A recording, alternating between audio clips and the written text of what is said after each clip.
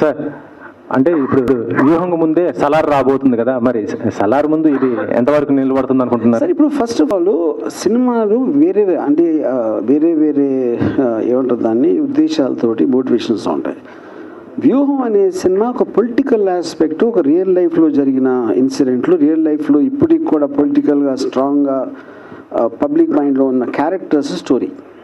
You know Salaar అనేది fictional story, పెద్ద star అది. So I don't think they both are coming in the category. రెండు సినిమాలు అన్నాం కాబట్టి ఒకే దాంట్లో ఉంటాయని నేను అనుకోవట్లేదు. So this will be for a specifically interested audience, ఒక రియల్ లైఫ్ ఇన్సిడెంట్ గురించి. ఇప్పటి వరకు అంటే ఈ క్యారెక్టర్స్ అన్ని చూస్తుంటే మన గతంలో జరిగింది మొత్తం చూసిన పబ్లిక్కి ఇప్పుడు ఈ సినిమా ద్వారా ఇంకా ఏం ఎక్స్టర్నల్గా మీరు చూపించబోతున్నారు? గతంలో మీరు బయట వాళ్ళు మైకుల దగ్గర లేకపోతే స్పీచ్ల్లో చూశారు, వాళ్ళ బెడ్రూమ్లో బాత్రూంలో ఏం జరిగినాయని ఉంటాయి దీంట్లో. అది మెయిన్ థింగ్. సరే, సినిమా రిలీజ్ తర్వాత మళ్ళీ జగన్ గవర్నమెంట్ వచ్చే అవకాశం ఉంటుందా? నేను జ్యోతిష్కుని కాదు, దేవుణ్ణి కాదు, నేను జస్ట్ ఫిల్మ్ మేకర్. నేను పైగా జ్యోతిష్యం దేవుడిని నమ్మను కూడా. సో ఆ క్వశ్చన్ అడగడం కరెక్ట్ కాదు. సార్